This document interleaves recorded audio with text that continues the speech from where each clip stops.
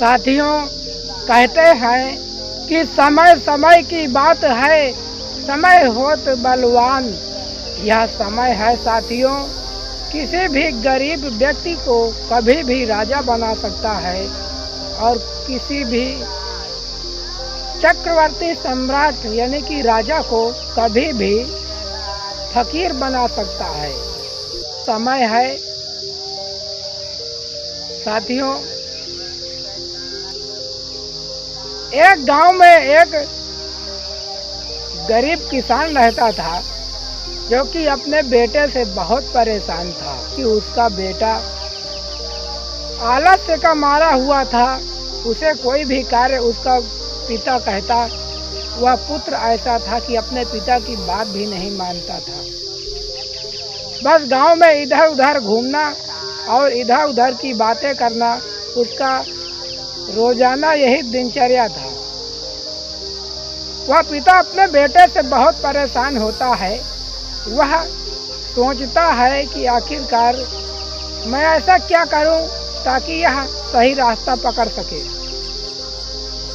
एक दिन वह गरीब किसान बैठा होता है। वह अपने उस पुत्र से कहता है कि बेटा, घर में जो घड़ी टंगी हुई है यानी कि जो दीवार पर घड़ी लगी हुई है, उस घड़ी को निकाल लाइए। और बेटा जाता है, उस घड़ी को निकाल करके लाता है। और फिर वह गरीब किसान कहता है कि बेटा, इस घड़ी को ले जा करके बाजार में जाइए और इसकी कीमत पूछ के आइए। ध्यान रहे, जो भी व्यक्ति जितनी भी कीमत बताए लौटकर मुझे बताना। वह गरीब किसान का बेटा जो कभी कोई कार्य नहीं करता था, गांव में सिर्फ इधर उधर घूमता था, वह उस घड़ी को ले जा करके बाजार में जाता है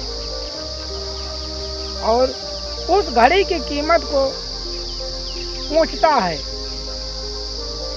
किसी ने 5 रुपए बताई, तो किसी ने 10 रुपए, तो किसी ने 50 रुपए, तो किसी ने 100 रुपए, तो किसी ने 500, तो किसी ने 800 रुपए बताई।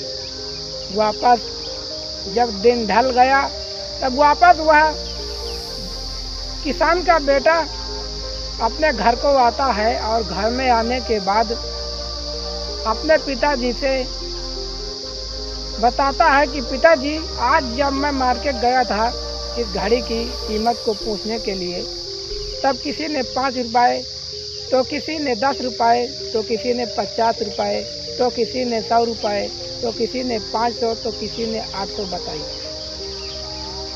तब वह गरीब किसान कहता है कि ठीक है, जा करके इस घड़ी को दीवार पर वहीं पर टांग आइए। और अगले दिन जैसे ही सुबह होती है, फिर वह किसान अपने बेटे से कहता है कि बेटा, उस घड़ी को ले जा करके बाजार में जाइए और आज पूछकर आइए कि समय की कीमत क्या है, या जो इसमें घड़ी में समय चल रहा है इसकी कीमत पूछकर आइए। तब वह किसान का बेटा सोचता है कि आखिरकार मेरे पिताजी मुझसे क्या करवाना चाहते हैं, यह मेरे समझ में नहीं आ रहा है। तब लेकिन वह उस समय अपने पिता की बात मान जाता है और घर से वह घड़ी निकाल कर लाता है और अपने पिता से आज्ञा लेकर वह उसी बाजार में फिर जाता है।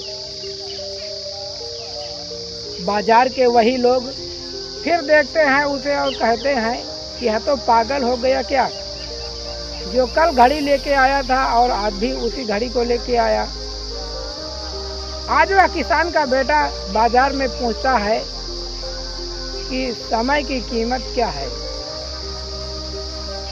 तब किसी ने उसे पागल कहा, तो किसी ने उसे चूतिया कहा। तब बाजार में ऐसे ऐसे व्यक्ति भी मिले कि उसे 2-4 थप्पड़ भी लगा दिए। समय की कीमत समस्त बाजार में कोई नहीं बता सका, लेकिन जैसे ही वह एक ऐसी दुकान के पास जाता है जो कि उस दुकान का मालिक एक बहुत ही वृद्ध व्यक्ति था और अनुभवी था। उसका जीवन का बहुत ही अच्छा अनुभव रहा।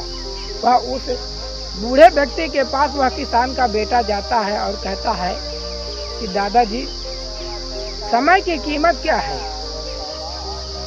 तब वह बूढ़ा व्यक्ति किसान के बेटे का कहने का अर्थ समझ जाता है कि आखिरकार यह किसान का बेटा क्या पूछना चाहता है।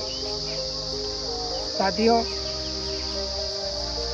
वह बूढ़ा व्यक्ति अपने कार्य में बहुत ही लगन से कार्य कर रहा था। तनिक भी उसे फुर्सत नहीं थी, लेकिन वह अपने कार्य से थोड़ा सा समय निकालकर उस किसान के बेटे के पास बैठता है और कहता है कि बेटा, जिस समय की कीमत को आप पूछ रहे हो, उस समय की कीमत अनमोल है। उस समय की कीमत संसार का ऐसा कोई सा भी व्यक्ति नहीं है जो इसकी कीमत लगा सके। अर्थात राजा के पास भी यही 24 घंटे का समय होता है और एक गरीब इंसान के पास भी यही 24 घंटे का समय होता है।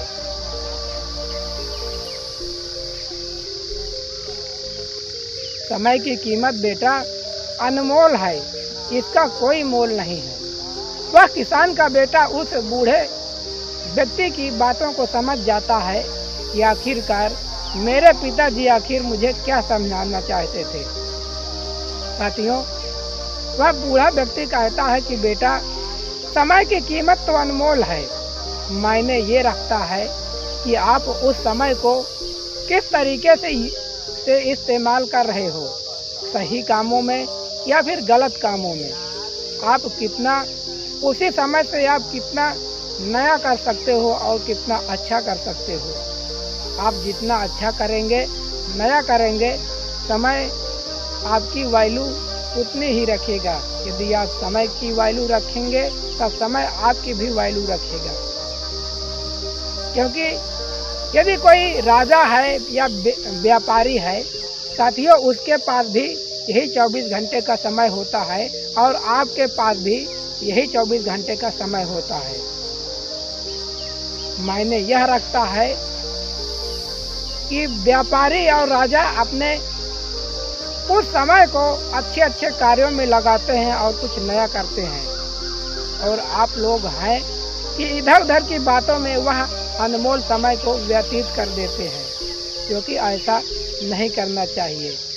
अर्थात साथियों, इस कहानी से हमें यही सीख मिलती है कि हमें समय की कीमत को पहचानना चाहिए।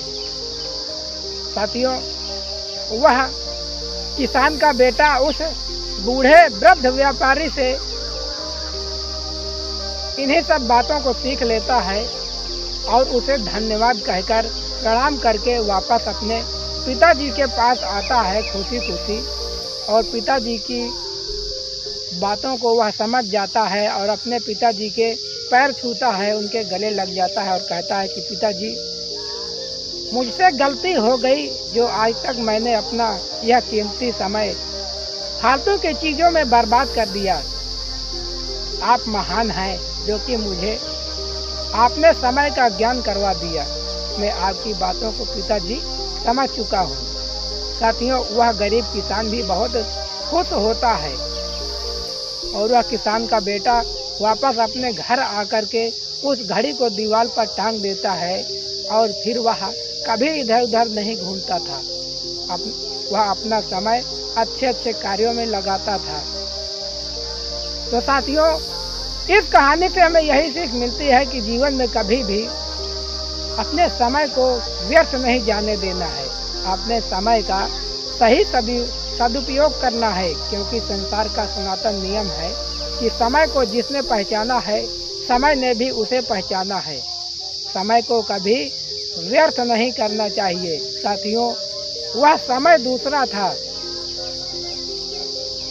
समय समय की बात है, समय होत बलवान। वह समय दूसरा था जब सिकंदर ने समस्त भारतवर्ष पर राज किया, लेकिन आज का समय दूसरा है। साथियों, यह सब समय समय की बात है। यदि आपका समय अच्छा भी चल रहा है तब आपको फिर भी लोग बुरा समझेंगे। यदि आपका समय यानी कि आपने समय को नहीं समझा है तो यह समाज के लोग आपका तिरस्कार कर देंगे। तो साथियों, इस कहानी से आपको क्या सीख मिलती है, आप नीचे कमेंट बॉक्स में कमेंट करके बताना। और आपको यह वीडियो कैसी लगी, आप लाइक करके अपने दोस्तों के साथ शेयर ज़रूर करना। मिलते हैं और किसी ज्ञानवर्धक कहानी के साथ, तब तक के लिए आपका बहुत बहुत धन्यवाद।